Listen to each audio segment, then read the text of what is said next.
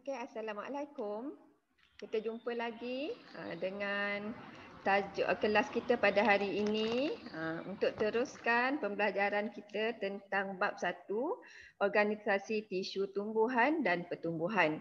So hari ini standard kandungan yang kamu akan belajar ialah 1.2 tisu meristem dan pertumbuhan. Apa yang kamu perlu dapat ialah yang pertama, kamu perlu pandai mengenal pasti jenis dan bahagian tisu yang terlibat dalam pertumbuhan dengan betul. Dan yang kedua ialah kamu perlu pandai menghuraikan 3 kedudukan zon. Okey, dalam pertumbuhan iaitu zon pembahagian sel, zon pemanjangan sel dan zon pembezaan sel dalam radikel anak benih. Okey, tadi cikgu telah beri kamu tugasan dalam bentuk TikTok kan. Okey, cikgu tanya apakah tisu yang terlibat dalam pertumbuhan? Tumbuhan. Okey, so jawapannya ialah tisu meristem. Dan tahniah kepada semua kerana dapat menjawab dengan tepat. Okey, so apa dia tisu meristem? Okey, apa dia jenis tisu meristem? Tisu meristem terbahagi kepada dua iaitu meristem apex dan juga meristem lateral. So cara nak ingatnya ialah Mary apple. Mary meristem, apple ialah apex dan L ialah lateral. Okay, apa maksud apex? Apex ialah hujung. Bermaksud yang terlibat dalam meristem apex ini dia berada di dalam hujung pucuk dan juga hujung akar.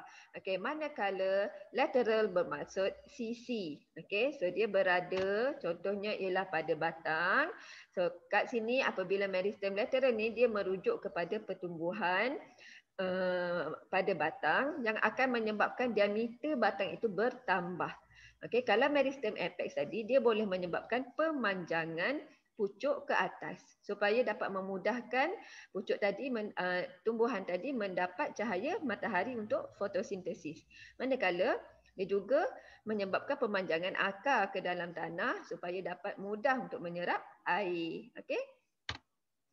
So kat sini kita boleh tengok gambar di bawah mikroskop. Ini ialah pucuk. Okay, ini ialah kedudukan meristem apex di dalam pucuk. Okay, dan di sekelilingnya ini ialah daun yang sedang orang kata apa mengalami pembesaran. Ya, dan ini ialah akar. Ramai pelajar yang menyatakan meristem apex berada di hujung ini. Okey, di hujung ni. Ini bukan meristem. Ini sekejap. Okey, ini bukan meristem apex. Ini barulah meristem apex yang berada di hujung akar. Okey, di sini kita panggil sebagai jidal akar. Ya. Okay, kita teruskan. Okay. Apa dia pula meristem lateral? Okay. Meristem lateral dia terdiri daripada cambium gabus dan juga cambium vascular. Okay. Di manakah kedudukan cambium gabus dan cambium vascular? Cikgu ambil satu keratan batang yang telah mengalami pertumbuhan sekunder. Okay. Lapisan yang paling luar ialah lapisan epidermis. Okey, di bawah lapisan epidermis kita panggil gabus. Okey. Dalam lagi kita panggil cambium gabus. Okey. So ikut turutan tu, epidermis, gabus, cambium gabus. Ya, dia terletak di bawah lapisan epidermis. Okey. Di bawah gabus ada cortex, okey. Dan seterusnya ada flowerworm. Primer. Okey, dalamnya ada flowerworm sekunder dan ada satu pembahagi di antara flowerworm dengan xylem, iaitu kita panggil sebagai cambium vascular. Ia terletak di antara tisu flowerworm dan juga tisu xylem. Okey, yang ada color merah ni, merun. Okey, dan yang berwarna biru cerah ini ialah xylem sekunder dan di dalamnya ada xylem primer. Okey, paling dalam kita panggil sebagai empulo. So cikgu harap kamu boleh ingat setiap lapisan yang terdapat di dalam satu batang ini, ya. Tumbuhan. Okey, jadi kita teruskan kepada bila kamu dah kenal meristem apex dan meristem lateral, so kita teruskan dengan zon pertumbuhan di hujung pucuk dan akar. Okey. So di hujung pucuk dan akar ini terdapat meristem apex, ya. So ada 3 zon, iaitu yang pertama zon pembahagian sel, yang kedua ialah zon pemanjangan sel dan yang ketiga ialah zon pembezaan sel. So kita teruskan apa dia zon pemanjangan sel. Okey, zon pemanjangan sel dia kita tengok dulu di manakah wujudnya meristem apex. Okey, ni daripada rajah ini kita boleh tengok meristem apex pucuk secara gambarannya. Okey, ini ialah meristem apex pucuk. Okey, yang ada pada primordium daun dan ini ialah zon pembahagian sel pada pucuk. Okey, di bawah zon pembahagian sel ialah zon pemanjangan sel dan di bawah sekali ialah zon pembezaan sel. Selepas ketiga-tiga zon ini akan terbentuklah tisu matang. Okey. Untuk akar pula, okey, ini yang cikgu beritahu tentang jidal akar. Yang paling bawah ialah jidal akar. Selepas jidal akar, barulah meristem apex akar. Okey, yang ini yang kita kenali sebagai zon pembahagian sel. Okey, selepas zon pembahagian sel akan masuk ke zon pemanjangan sel, iaitu tisu vaskular mula terbentuk. Dan apabila selesai zon pemanjangan sel, dia akan bergerak ke seterusnya iaitu zon pembezaan sel di mana terbentuk sel-sel khusus seperti xilem, phloem, rambut akar. Okey, dan juga korteks. Dan atas sekali ialah tisu matang. Jika kita lihat antara hujung akar dengan hujung pucuk, kedudukan zon itu terbalik. Okey, hujung pucuk bermula daripada zon pemanjangan sel, pembahagian sel, kemudian zon pemanjangan sel, zon pembezaan sel dan tisu matang. Manakala daripada akar, jidal akar, zon pembahagian sel, zon pemanjangan sel, zon pembezaan sel dan atas barulah tisu matang. Okay, cikgu harap boleh familiar dengan rajah ini sebab rajah ini selalu keluar dalam peperiksaan. Okay, kita teruskan. Apa dia zon pembahagian sel? Okay, dia terdiri daripada sel-sel meristem. Okay, apa meristem apex ni buat? Okay, dia aktif membahagi secara mitosis. Ya. So itu ialah fungsi sel meristem. Dia membahagi secara mitosis dengan aktif. Ya.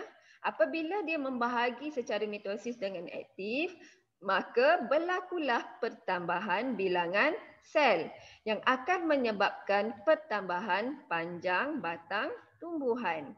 Okay? Dan bila kita lihat berlaku pertambahan sel di kawasan meristem ini, maka kita pergi ke part yang ketiga ini. Semasa sel baharu terbentuk, sel yang telah terbentuk sebelumnya akan ditolak ke zon pemanjangan sel. Okey. So itu dia daripada zon pergerakan daripada zon pembahagian sel ke zon pemanjangan sel. So kita pergi ke seterusnya, zon pemanjangan sel.